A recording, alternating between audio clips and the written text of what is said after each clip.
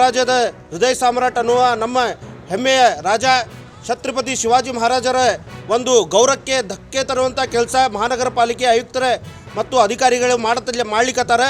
ಮುಂಬರುವ ದಿವಸದಲ್ಲಿ ಅಕಸ್ಮಾತ್ ಇದೇನಾರು ಮೂರ್ತಿ ಒಂದು 4 ನಿಂದ 6 ತಿಂಗಳ ಒಳಗೆ ಆಗಲಿಲ್ಲ ಅಂದರೆ ಎಲ್ಲ ಹಿಂದೂ ಸಮಾಜ ಒಗ್ಗಟ್ಟು ಕೂಡಿ ಮುದ್ಗೆ ಹಾಕುವಂಥ ಕಾರ್ಯಕ್ರಮ ನಾವು ಇಲ್ಲೇ ಮಾಡ್ತೀವಿ.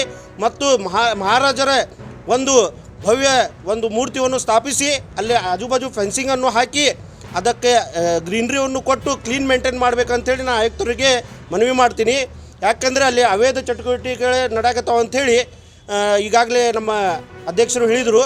ಸೊ ಎಲ್ಲಕ್ಕೂ ಗಮನವನ್ನು ಕೊಟ್ಟು ಅವ್ರ ಕೈಯಾಗ ಮಾಡಕ್ಕೆ ಬರ್ತಿತ್ತಂದ್ರೆ ಮಾಡಲಿ, ಇಮಿಡಿಯೇಟ್ಲಿ ಎಸ್ ಅವ್ರ ನೋ ಇದು ಎರಡು ಹೇಳಿ, ಆಗಿಲ್ಲ ಅಂದ್ರೆ ಹೇಳಿ ನಾವು ಏನು ಎಲ್ಲರೂ ಕೂಡಿ ಮುಂದೆ ಏನು ಮಾಡ್ಬೇಕಂತೇಳಿ ಮಾಡ್ತೀವಿ. ಸೊ ನಾವು ಇನ್ನೊಂದು ಆಗ್ರಹವನ್ನು ಮಾಡ್ತೀವಿ ಆಯುಕ್ತರಿಗೆ, ತಾವು ಕೂಡಲೇ ಗಮನ ಕೊಟ್ಟು ಈ ಮನವಿಯನ್ನು ಸ್ವೀಕಾರ ಮಾಡಿ 4 ರಿಂದ 6 ತಿಂಗಳಲ್ಲಿ ಈ ಮೂರ್ತಿ ಸ್ಥಾಪನೆ ಮಾಡ್ಬೇಕಂತೇಳಿ ಅವರಲ್ಲಿ ಕೇಳ್ಕೊತೀವಿ.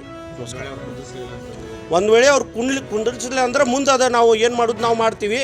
ಮತ್ತು ಅದು ಒಂದು ಆಗ್ರಹ ನಾವು ಮಾಡ್ತೀವಿ, ಅವ್ರಿಗೆ ಕುಂದಿರಿಸಲೇಬೇಕು ಅವರು, ಇಲ್ಲಾಂದ್ರೆ ನಾವು ಎಲ್ಲ ಸಮಸ್ತ ಹಿಂದೂ ಬಾಂಧವರು ಕೂಡಿ ಅದು ಮೂರ್ತಿ ನಾವೇ ಆಗಿ ಸ್ಥಾಪನೆ ಮಾಡಿ ಅದಕ್ಕೆ ವಿಜೃಂಭಣೆಯಿಂದ ಉದ್ಘಾಟನೆ ಮಾಡ್ತೀವಿ. ಚೌಡೇಶ್ವರಿ ಅಂತ ತಿಳ್ಕೊಂಡು ಪೂಜೆ ಮಾಡುವಂತ ಪದ್ಧತಿ ವಾಡಿಕೆಯಾಯಿತು.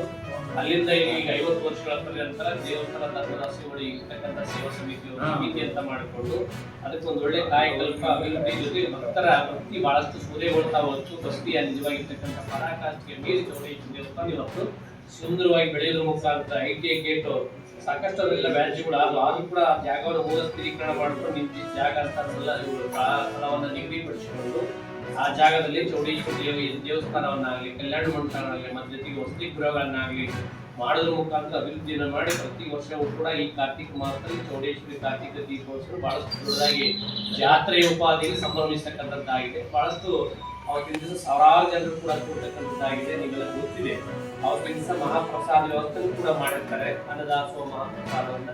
ಈ ಕಾರ್ಯಕ್ರಮಕ್ಕೆ ಆ ಭಾಗದ ಎಲ್ಲ ಭಕ್ತರು ಕೂಡ ತನ್ನು ಮನದ ಶುದ್ಧ ಭಕ್ತಿಯಿಂದ ಸೇವೆ ಸಲ್ಲಿಸಿ ಕಾರ್ಯಕ್ರಮಕ್ಕೆ ಯಶಸ್ವಿಯಾಗಿ ನಡಲಿಕ್ಕೆ ದೇವಸ್ಥಾನ